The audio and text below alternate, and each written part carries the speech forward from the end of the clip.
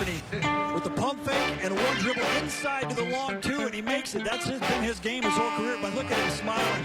We go, my bad.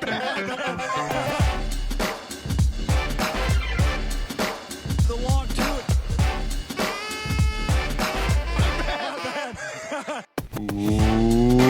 Welcome to another episode of The Long Two. I am Pete Rogers. He is Natty Wallach, and we are a Carmelo Stanthony podcast, but, you know, occasionally talk fantasy basketball. Natty, how you doing? Howdy and what's up, dude? I'm doing just fine. And I'd just like to get a head start and say that Carmelo Anthony was the best fantasy sleeper this year. Good. Yep. That's on brand. That makes sense. Yep. That's on brand. Yeah, we've got 16 some odd games left. I think 17 actually. And I figured, and Natty wants me to stress this, Peter Rogers, figured now would be a great time to talk some NBA awards for the year. So without further ado, we'll get right into it. And it's time for our Suck It, Bill Simmons, way too early NBA award picks. I've heard rivalries are good for podcast business, for listenership. So I figured, why not pick a beef with Bill Simmons and try to see if we can garner some listenership through that. Well, as a Pistons fan and a Bad Boys Ultra fan, I would just like to say that we tend to be very polite and try to convince others rather than jump right into conflict. Yeah. Absolutely. We prefer to be clean and nice and polite. You go ahead, have your basket shot attempt right now. I feel like when people describe Ben Wallace, that's the first thing they say. Absolutely. You've never met a nicer, more polite and civil gentleman than Big Ben Wallace. I'm sure he he's apologized like a every time person. He stuffed somebody. Absolutely rejected. I feel like Ben Wallace could be one of those people who off the court is just like a really nice dude, and then on the court is a fucking menace. Like Bill Russell was that way, where he would just like work himself into like a frenzy of bloodlust and then just go out and eviscerate people. But off the court, he's such a nice guy. Yeah, I feel like we tend to cast like defense first dudes as like we're hard on the court, but then we're just like big Care Bears off of it. And I do sometimes wonder about that, because it's like Kobe was, super intense and was a fucking menace off the court too. But then he seemed to turn like mellow as soon as he retired. Right. And like same with Kevin Garnett, sort of. Kevin Garnett still is likes to be hard. I mean, that's just how some people are wired. And with Big Ben, he had that strange thing going on with his hair when like the NBA was like, you can do this, you can't do that, and all this other bullshit. And meanwhile, he's this like sort of short center who's the best defensive player in the NBA for basically over a 5-year stretch. Mm-hmm. And you knew, and he knew, that he was limited offensively, but he also knew, I'm better at defense than almost anybody is at anything else. And so it was like leaning into that made so much sense. And he really just struck me as, obviously he played hard, but it was also just that he played so smart. Mm-hmm. And he's just, it's sort of like Draymond. Draymond has a tough reputation, but he's also probably one of the 10 smartest dudes in basketball. Yeah. Should we actually get to some awards? Let's do it. We'll start with obviously the MVP, because it's the most valuable award. It's the most valuable player. There used to be no debate on this. Now there seems like there might be a slight debate, but I will, on this way too early podcast, in spite of you.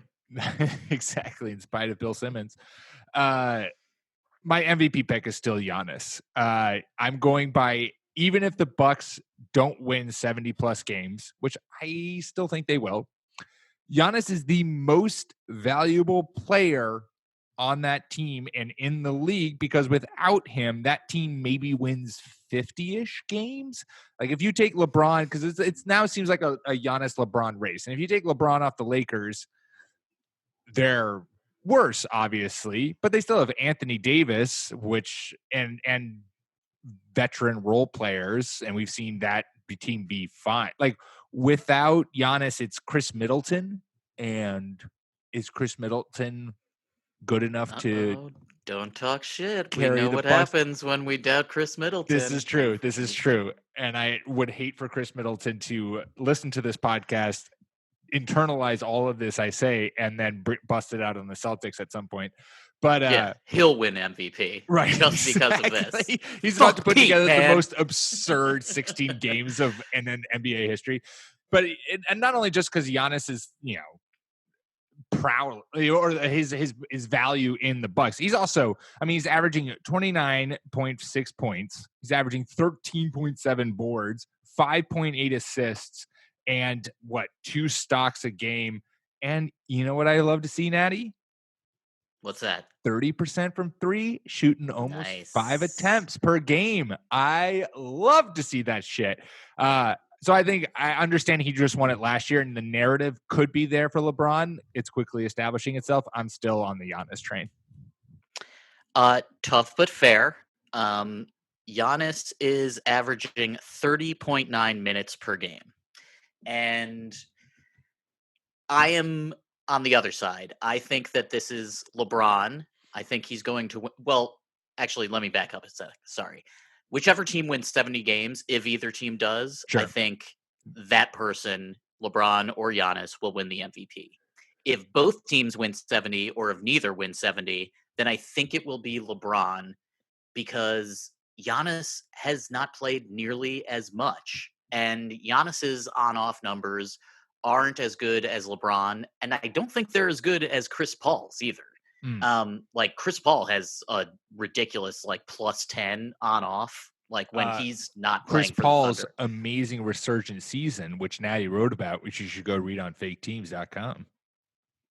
Yeah, and a bunch of other people wrote about him this week too. Nope, Natty, we don't talk about anyone on this podcast other than Fake Teams writers and when we're throwing shade at Bill Simmons. Well, I do think that the reason that a bunch of people were talking about Chris Paul this week is because they were thinking about the MVP and they were looking at all of the teams because they're just like you and I, where it's like, yeah, it's Bron and Giannis, nobody else. And they're like, oh, wait a second, Oklahoma City, like they could get home court advantage that in the first round. Like they're one of the best teams in the NBA. Maybe we should look at Chris Paul's numbers and see what's going on there. And every single one of his numbers is amazing. He's one of the most clutch players in the league. But to return to Giannis and Bron, I do think it's a neck and neck race. Some people on this podcast have been talking about LeBron being the MVP all season long and never bought the Anthony Davis bullshit. My goodness, who is that? I don't know. I think it was a guest. Yeah, we booked them a long time ago. Yes, the many guests that we have on this show. Exactly. But Bron has, this is going to go back to what is an MVP, but Bron has had to play more for his team. And I just think that the Bucks, it's not like the Bucks are still good without Giannis or that, they could still, I think they could win a first round series against the 8th seed without Giannis, but that's as far as they could go. The Bucks supporting cast is better than we think it is. And I just feel like LeBron has the narrative at this point. Yeah, that I agree with. And, it's when you start counting up all these little differences, I do think that there's more weight in LeBron than for Giannis. But having said that, if Giannis wins 70 games and LeBron doesn't, that matters. Yeah. That matters big time. Yeah. No, I think we have both expressed the right argument for those two guys. I think that's who the race comes down to. And I think you're right that it's first person to 70 wins. And if both guys go, then ultimately I think LeBron probably wins it. Just because the narrative is there and because people are going to be like, you'll get the age aspect come in where it's like Giannis is 25 years old. Mm-hmm. He's got so much, basketball in front of him. He's going to win plenty of, MVPs down the road. He just won one last year. This is like LeBron's final chance, really. We say that, but he could also play another 10 years and we wouldn't bat an eye at that. Totally. But, this would put him at 5, which tied. He's then second most in NBA history, I think, tied with the esteemed elite of the Basketball Association. So I think honestly, whoever wins between LeBron or Giannis, it's not as if one of the other is more deserving. Like, these are both guys have been balling out all year long, and it's just a matter of whose narrative is better. And they're both on the number one teams. Right. Like, both of these teams seem dominant. And I think a lot of people had the Bucks as the number one seed before the season started, but were less sure of the Lakers. Mm-hmm. Like, the Lakers roster just didn't seem nearly as complete or geometrically pleasing as the Bucks roster did. Nice. And it still doesn't really. I also think that there will be a Kobe effect, and that if there's out there thinking 50% for LeBron, for Giannis, and 70 games doesn't enter into it, then I think Kobe will weight the scales, and it'll feel good for people to honor LeBron as the new face of the Lakers, and in the same season that they lost the old face. Yeah. Let's move on to Rookie of the Year, who we had RJ talked Barrett. about. What are you laughing at? Sorry, I shouldn't throw any shade at the Knicks. We talked about this on an earlier show a while ago, and we were both thinking, like, it's what Zion would have to do in order to take it from Ja Morant, given how much time he missed. And Natty, I have to tell you, I kind of think Zion's done that. Dude, it's hard not to look at Zion's numbers since he's been playing and be like, it's going to be really, like, how does he not win Rookie of the Year?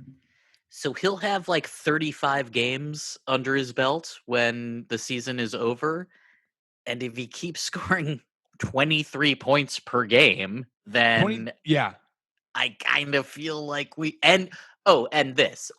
if the Pelicans actually make the playoffs, right, then you have to give it to him. He's locked and loaded. If he leads this Pelicans team, to dethrone Ja Morant and the Grizzlies from the 8th seed, then it's all but his. I mean, his numbers, I'm looking at them right now, 23.6 points, 6.8 rebounds, 2.2 assists.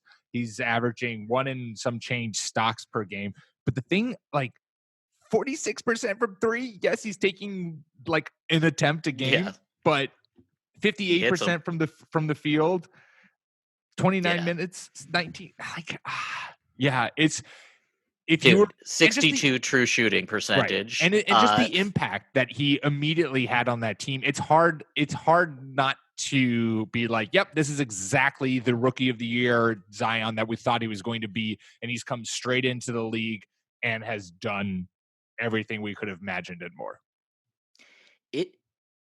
That team looks like it has such a bright future. It's like, which is beautiful. And I understand, like, honestly, maybe the NBA rigged the lottery balls to help out the Pelicans, but I'm okay with it. Like, sure, they got their arm twisted to get Anthony Davis out of there, but it's wonderful to see the fact that this team who traded Anthony Davis got back pieces. Those pieces have been thriving, and you pair that with Zion, and everything just works well. They all work very well together. This is a team that if they can keep this Brandon Ingram, Lonzo Ball, Zion Williams core together, this team has a huge future in front of them. I really want them to keep JJ's playoff streak alive. Yep. That would be incredible. You talk about who's been on the like they need him. Yeah. You talk about who's been on the LeBron MVP train the earliest. We've been on the Pelicans playoff train since the beginning of time. It's so funny how well this team is coached under such turmoil. Like, Alvin Gentry's just done a great job. Yeah. And even though the win-loss record doesn't really reflect how good the team is, you can tell that all of the young guys are advancing steadily. They're all improving. I mean, Brandon Ingram looks fucking wet. He is so goddamn good. I'm so happy that happened. And Lonzo has looked a lot better. I I still feel like I would trade him before I traded Drew, but he looks great, and the whole team, they're just fun to watch, They you are. know, and that's a really big point in their favor going forward. Like they'll be on national TV all the time. Oh my God. They're going to be, they're going to be like hopefully with better results, but they're going to be this year's Browns. Where like the Browns were like the up and coming team that everyone's like, yes, put them in all the primetime games. Then they ultimately shat the bed, but that's because of the Browns. But the Pelicans are going to be in every primetime game next year because this squad is they're young and they're too exciting. And with Zion having a full year under his belt, they're going to be all over it. Yeah, like they would comfortably be a playoff team, I think, if he had played all year with these numbers. I don't see how they couldn't be.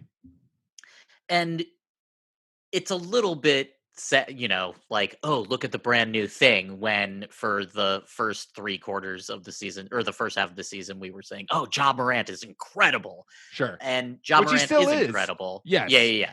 It's just that, like, if the Pelicans actually make the play, Zion looks like he could be like 17 tiers above Ja Morant's ceiling. And if the Pelicans make the playoffs, then that will be proved. Like, this is almost like a college setting for these two.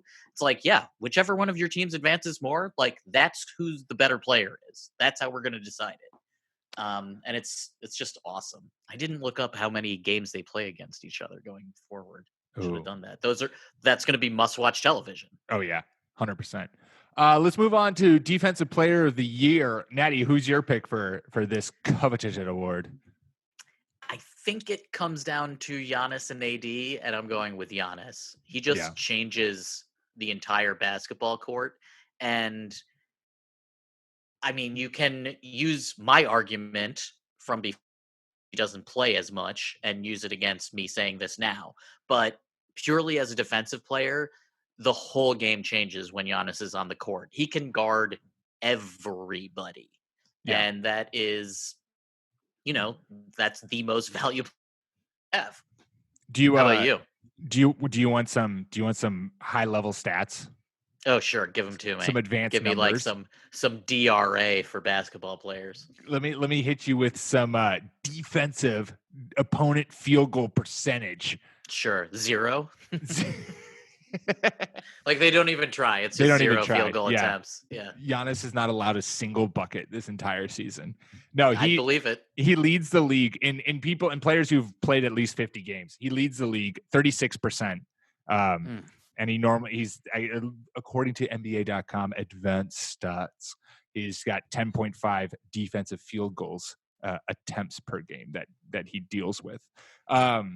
So his point differential or his field goal differential is best in the league. He's 45.8% and he's allowing 36.1. I do want to give a shout out because I gave him much shade to start the season, and he's on my fantasy team, so I got to give him love.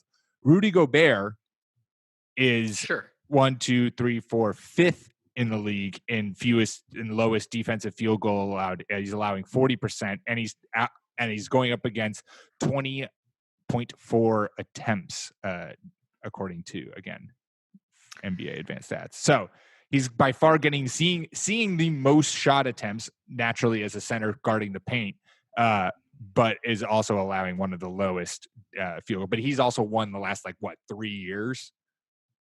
Yeah, and they haven't looked great. I wonder if he's just getting tired because everyone's running past Bojan Bogdanovic right into him. The Jazz. Thank you. The Jazz just look discombobulated, and it's like 3 of their parts are working at any given time, but then the other 2 plummet. And I don't think that you can give Defensive Player of the Year to Gobert when there's this bad taste in everybody's mouth over what has happened in Utah this year. Sure. I'll do credit to Bill Simmons. It's what the eye test does work. Giannis is a better defender this year. Natty, this is not how we build the rivalry. Gobert. By starting, I know. I'm so sorry. It's Midwest, and then immediately you're gonna have to get used to this living in Ann Arbor, man. It's no. You go ahead. Please, I'm bringing the East Coast asshole to Ann Arbor. There you go. Boston. Yeah. Boston. Come on. Well, speaking of Boston, let's go to most improved because there's only one man who deserves to win the most improved award. Jaylen Brown. Jaylen motherfucking Brown. It has his to best be friend, Jason Tatum. Yeah. I mean, I'm not really like you could go with someone like Christian Wood, some dude that came out of nowhere. No, but that's, you couldn't do that. That's easy. It's a dumb take. Yeah. But it's like, technically, like all of his numbers. Nope, Natty, this is dumb. Stop. You're right. I'm sorry. Also, I think you could make a case for LeBron because he changed the type of player he Get is. out of here. Shut up. Shut up. How about this? How about Russell Westbrook, who improved his efficiency by a lot just because he, decided to play like a center, sort of. No, but you're right. It has to be Tatum. It's the guy who's averaging 23 a game this season, who's just gone on a tear recently. So that number is even higher if you look in recent games. Yeah, was 15 a game last year.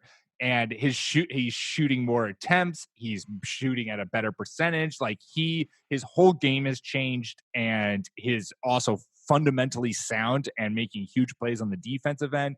He is the guy who went from, all right, let's see this guy reach, the highs we think, to this is a budding superstar and one of, on his way to being a top 10 player in the league. He looks better than he did in the playoffs a couple of years ago. Back in his rookie year, yeah. Yeah, which is what everybody was hoping. Everyone has, well, not everyone, but people that watch the Celtics have sort of been waiting for this moment where he finally just sort of bursts out of his shell like raptor in Jurassic Park. And it's like, okay, nice. Yeah, this is an apex predator. And the Celtics, while they can definitely work when he's off the court, just because they have so many interchangeable people, because they're such a well-constructed team, you can tell, like, if you put other team, he would take them to the playoffs. He looks like that kind of player. I would say, though, that I think my number 2 wouldn't be that far behind Tatum, and it's Brandon Ingram. Yeah. And I think that's just, both of these extremely young players look like they're going to be worthy successors to the current faces of the NBA. Yeah. I mean, it's weird to think that those players won't be in the playoffs all the time over the next decade if they keep playing like this or get better. Totally. I mean, and we'll talk more about Brandon Ingram, spoiler alert, because we're going to get into best fantasy sleeper, but and do some fantasy awards. But it is on some level, I love the fact that he got out of LA and was able to blossom and is being his best self in New Orleans. But you also can't help but think that wouldn't it be great for that Celtics-Lakers rivalry to be having Brandon Ingram and Jason Tatum ascending simultaneously at the same, and you're just these two guys, it's the Magic and Larry where hopefully you're getting multiple final games out of each other. It would have been fun. Instead we get Tatum and Kuzma. Yeah. Who's a fantasy bust basically. Oh yeah. I will say this. I do kind of think the Pelicans match up pretty well with the Celtics. Oh, I don't know how you defend Zion. No, I throw Enes Kanter at him. Right, but you have to actually physically throw him at him. Right, you're just picking up chairs and whatever you can grab. No, the only man who could have covered him was Yabusele, but then we got rid of him. And you know what? When you even have to say that sentence, that's a bad sign. Yeah. Or somehow, having said that, who in the NBA can? Or somehow Marcus Smart is going to be able to just shut him down, and you're just going to be like, Marcus, stop this, stop breaking our minds. I mean, Marcus Smart thinks he's the best player on every team, and that's just awesome. That's incredible. God damn, what a great dude. But yeah, it is. I do kind of feel like it's just a 2-man race, and I'm just saying that because I love Brandon Ingram so much. Is there anybody else in the league that you think could, who would even be your 3? I think at that point you're just taking dudes that burst out of nowhere, like Davis Bertans, or no, I mean, I literally picked this because I was like, Jason Tatum needs an award, and I was like, I'm not thinking anymore about it. How about Chris Middleton? Would he be top 4? Yeah, no, he wouldn't. Shut up. I know, but like we were all. I mean, I said before the season I'd rather have. No, Brogdon. you're right. Yeah. No, he And could. I mean, at least get a sniff at it. Yeah, I think that'll be an interesting top 5 when they release the numbers because it'll show us like what kind of improvement people are valuing right now. Right. Yep. All right, let's talk some fantasy awards. Before that, we're going to take a quick ad break. All right, we're back. We're going to talk some fantasy awards now. We covered MVP, Rookie of the Year, Defensive Player of the Year. Obviously, you all knew that, unless for some reason you decided to cut to the middle of the show and tune in. I don't know. Start with the ad. Right, exactly. Or maybe you were just like, all right, we can't listen to the early parts because we're Bill Simmons stands, and now we're going to listen to the fantasy stuff, which this is still in the shade. We're still throwing shade at you, Bill. Best fantasy sleeper. I have 3 guys who I was kind of picking from, and they're all at different spectrums of, not all at different spectrums, but they're kind of in different realms of ADP and final standings. I was thinking between Hassan Whiteside, Brandon Ingram, who we've talked about, and then the guy who I think I'm ultimately going to go with as the best fantasy sleeper is a guy who came entirely out of nowhere to be currently, where is he? He's currently 38th in ESPN Player Rater, and he was undrafted unless you were somehow a freakishly avid Hornets fan. Devontae Graham. Sure. Came absolutely out of nowhere and is a top 50 player, top 40 player in fantasy this year. You got to give the man some love. So I'll give him Brandon Ingram and Hassan Whiteside. Both are like top 20 guys and were drafted outside of the top 50. I think Whiteside was like 65 on average and Ingram was in the hundreds. But an undrafted player making his way into a top 50 fantasy player, clearly Devontae Graham is winning it for me. For sure. And there's more than a few of those guys this year, like Bertans, like we mentioned, Duncan Robinson, another undrafted dude. Your boy. Go Blue. And there were some, higher owned play like Kelly Oubre had a fucking great year and outperformed his ADP. Ugh. And OG Anunoby looks like he's getting better. I mean, Marcus Smart outperformed his ADP, obviously, just like we kept telling people he would. Mm-hmm. So did Brolo. Bob Covington, man. Like that's your nice boy. That he's in Houston. You live or die with the Bob. That trade, like him and Malik Beasley, like improved their value so much with those trades. It's unreal.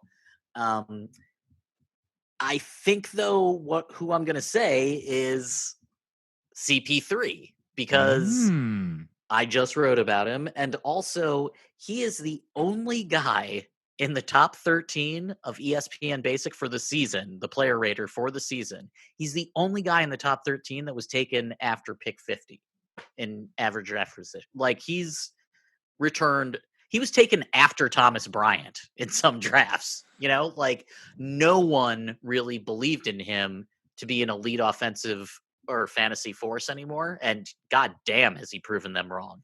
He's so fucking great. My God. Yep. And they play a 3-guard lineup. Like they play a weird style that doesn't really get talked about because Houston went nuts and like there's rookies everywhere and they also Giannis versus Bron. Yeah, they've also been doing it for the whole. Like the Hornets thing got so everyone went ape shit for that because they in the middle of the season were like, all right, bye Clint Capella, we're just going to go small. Whereas the Thunder have been for the whole season doing this 3-guard lineup, and it's been working. And it's also because this is what when you lose Russell Westbrook, Kevin Durant, and James Harden, like Oklahoma City, not exactly a mainstay or one of the premier franchises. So it kind of falls by the wayside because it thinks, but they're not. They're one of the best teams in the West, and it all comes down to CP3, who, if you took a bet on him in fantasy, he certainly paid that off handsomely.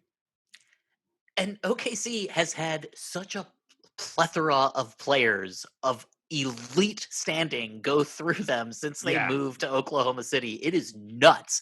Like you mentioned, Westbrook, Harden, KD, Paul George, Serge Ibaka, Carmelo Anthony, obviously, and now CP3, along with Danilo Gallinari, who's a real player, and SGA just looks absolutely amazing. Looks incredible.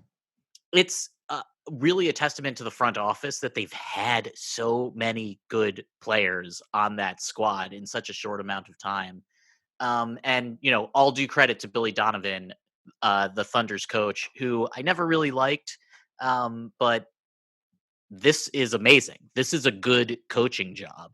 It is you're playing an unorthodox style and you're winning with it. That comes down to coaching.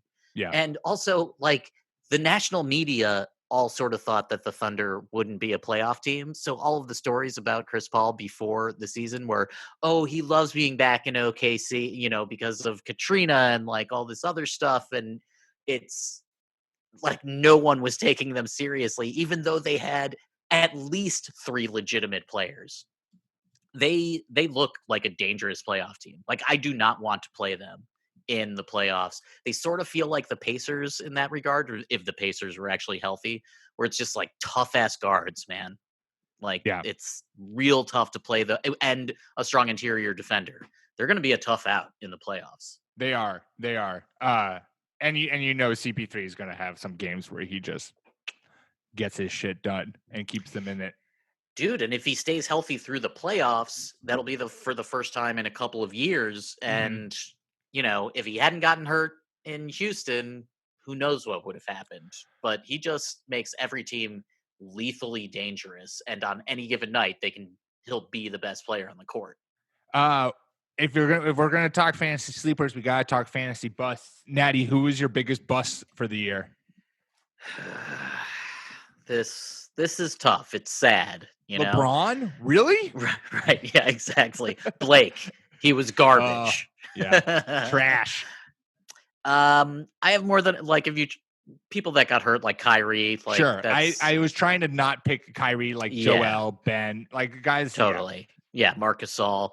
Yeah. I'm also going to include Mike Conley in that because I just don't feel like he's done I feel like so poorly for the first half bust. that I think he was injured. So I don't want to blame him for that.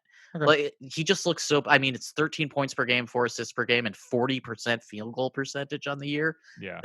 And he was a top 75 player in drafts.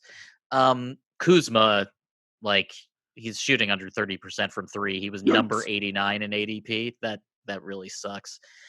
Josh Richardson has not nearly as good as I had hoped he would be in Philadelphia. But my biggest bust is one of my fantasy boyfriends. Oh, no. He's a guy I've believed in for a long time. Let's hear it. It's another Jazz. It's Joe Ingles. He was drafted in the top 100, and on the year, he's averaging 9 points per game, but with 5 dimes and 4 boards and almost a 43-point percentage. But it's just like from night to night, he can be dreadful to barely helpful, and then he'll score 20 points once. I really thought that he was going to be an instrumental and vital force for the Utah Jazz, and when they've started him, he has been. They are better when he starts, but he's just been a bust this year. Like, you have to face facts. He's not been nearly as good as I had hoped he would be. Yeah. Nope, I totally agree with that. And he's been a guy. Last year, I had great success picking him up off waivers, and he put together a great season. And then this year, I had him a couple times, and every time, he'd give me one good game, and then would just kind of do a whole bunch of average. And you're like, no, I'm sorry, Joe, this isn't worthy of a roster spot. And you're right. He looked really good. He looked super promising. It looked like he had this role that he was thriving in, and somehow that has all changed, and he's just not as productive. Like, he's a worthy assist streamer. Yeah. Like, if you're in the playoffs or about to go into the playoffs, he's a useful player to have in fantasy, just as a guy that can give you dimes. Sure.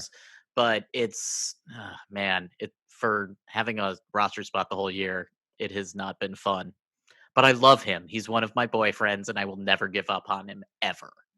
My guy drafted average ADP 45. And he is, last time I checked, and I had it up and then I closed it. Classic Boston.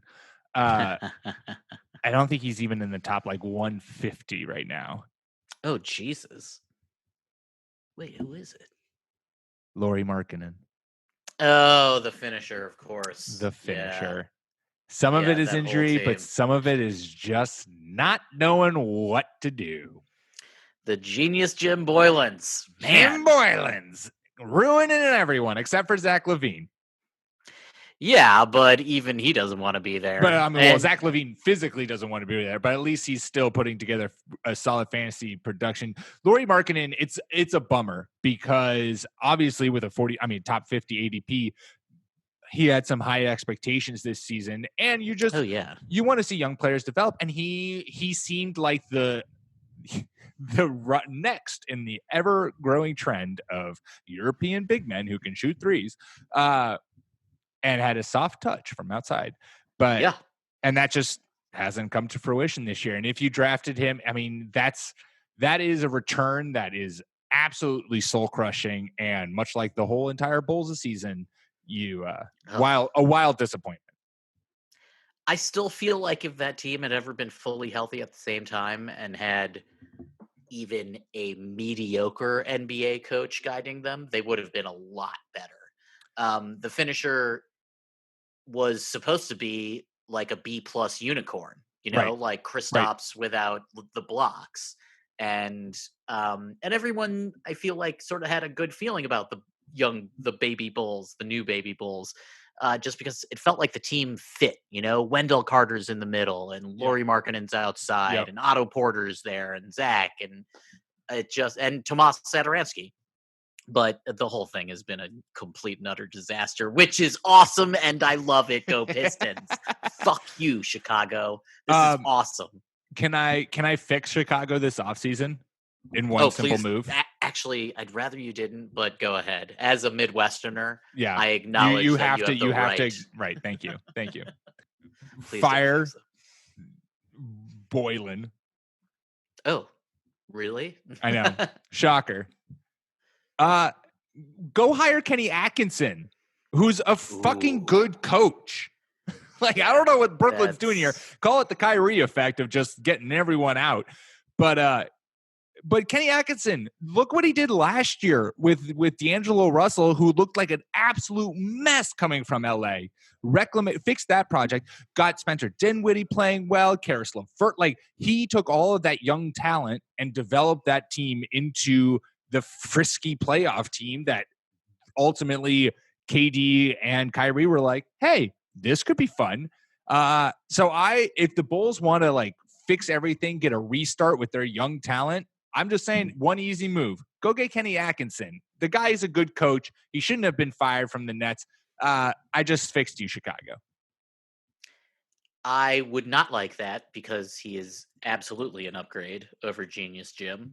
I have read some conflicting reports that maybe Atkinson left more than he was fired. I know that everyone's saying I think that's partially true. I mean, honestly, I don't blame him, but yeah, I think it seemed like one of those mutually decided to part ways.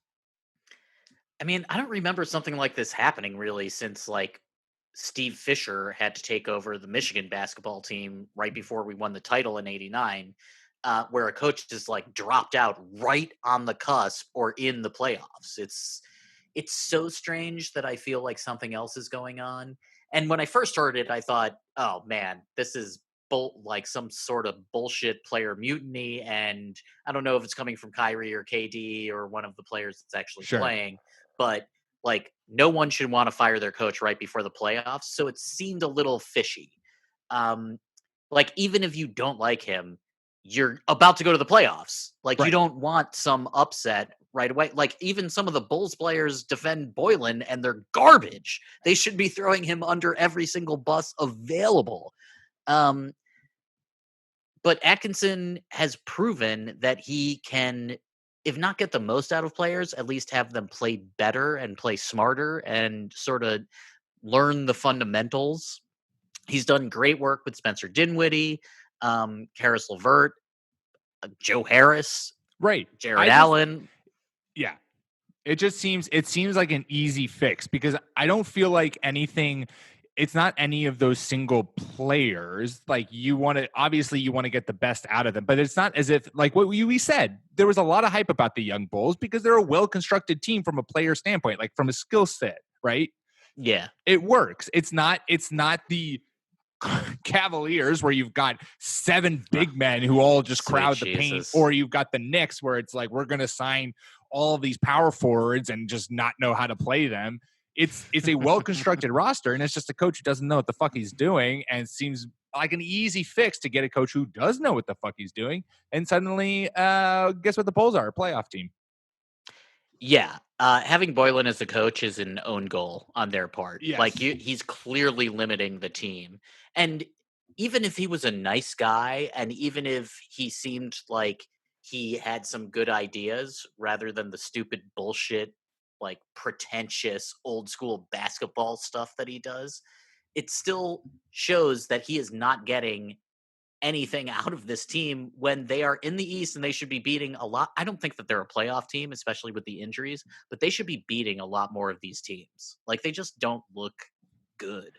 Totally. Before we do studs and duds for the week, quickly, Natty, gut feeling, who wins it all this year? Well, my guts are full of shit, so it's hard to trust them. I think it will be the Lakers. Yeah. I think that the way the West is playing out is going to really benefit them, because I think that in the West, the 8th seed, it's not going to be an easy out, but it's going to be the easiest out of any of the teams in the Western bracket. And I sort of feel like Anthony Davis up against Giannis is one of the better options available out of all of the teams that could possibly be going against Giannis. And I do think that Giannis gets to the finals, but I think it'll show that they haven't been there before, and no one's smarter than LeBron. Yeah. He's lost a hell of a lot of finals, but he will be the smartest player on the court, the most experienced player on the court, and one of, if not the best player on the court. So I think that everything suggests that the Lakers have the advantage in the NBA right now. Yep, I agree. It's the one year that I'm okay with him doing so. It would be a nice narrative with Kobe's passing. Yeah. And so I'm all right with it if it was the year to do so. Plus, they just look like the best team in the NBA right now. I mean, the Clippers on any given night can look like they're one of the best teams, but they're also any given night one injury away from that team. Just like no one can stay healthy. I've never thought that they're the overall best team. Right. I've never thought during the season, oh shit, well they'll definitely be able to beat the Bucks or the Lakers or the Toronto Raptors in a 7-game series. I just feel like they need another year. I think that's what they look like. They look like a team that needs another year with all the pieces playing together. And, it's sort of weird to think that the Lakers roster construction is better than the Clippers. Like, I don't think that, but the Lakers just look better. Yep, I agree. Let's quickly rattle off studs and duds because Bert is getting restless in his crate. We do this every week. We've got someone who's going to have a strong fantasy week and someone who's going to have a bad fantasy week. Natty still in the lead, 14-8, but I'm closing in just 2 behind, 12-10. Nice. So this is the week that I will ultimately get you because I have 2 very successful picks. My stud, the Sex Man, that's his new nickname that I've given him. Colin Sexton. Why? Why? What happened? Why? Did he do something? Colin Sexton, the Cavaliers play the Hornets and the Hawks this week. Those are both nice, easy matchups. And so I like him to continue as he is the best fantasy producer, best scoring producer on that team. He'll keep putting up the buckets. And he's looked better. He looks like he's going to be a real NBA player. Give me your stud. I'm sticking with the theme. I am going with the point guard who has a tough schedule. He's going up against the Jazz, who have actually sort of looked not that great on defense recently, so maybe not. The T-Wolves, and then he gets an easy one against the Wizards. Yeah. Right. But if it's him versus Beal, then we'll see what happens. But yeah, I think that Chris Paul smells blood in the water, and I think the Thunder are going to end up having a nice little run here at the end of the season. I agree. Who's your dud? My dud, I hate doing this, but, got to man up. This is a competition. This is how you keep the lead, Natty. I'm going with Joker as my dud. He has 3 away games over the course of the rest of the week. He is at Dallas, then at San Antonio, then at the Lakers. Yeah, that's no fun. Yeah, I think that's pretty tough. And even though I love Joker and he's magnificent and he should probably get some down ballot MVP votes this year as well, I just feel like those 3 teams are going to play him very smartly and very well. I like it. I'm also going rather bold, or not bold, but also a big name guy. We talked about how the Bulls have been disappointing. Well, it doesn't get any easier for them. My dud this week is Zach LaVine. They play the Magic, the Heat, and the Celtics to round out the week. All of those are not ideal matchups. And while Zach has been doing pretty well this year, to say the least, I think he's going to struggle in this for the rest of the week. I thought about saying Kobe White as my dud because of that schedule. Right, that schedule is not easy. Yeah, but Kobe White just keeps getting shots, like no matter what. I know. The dude is on fire. So, I'm glad we didn't have the same pick. Yeah. Well, good on us. Excellent. Well, there you go. That's our way too early NBA award. Suck it, Bill Simmons. No, you're great. Everybody loves you, and we support you 100%. Everybody wash your hands and be nice to your neighbor. Yeah. Definitely wash your hands. Make sure to subscribe to the podcast where you all get your podcast, iTunes, Spotify, Stitcher. We are there, the Fake Teams podcast channel, so that's what you want to look for. Follow us on Twitter at the Long2 Podcast. Make sure to tweet at Bill Simmons so we can get this rivalry going. Tell him that he doesn't know when NBA awards should be handed out. Natty, until next week, have a good one. Extend Jim Boylan. Have a good week. Yeah.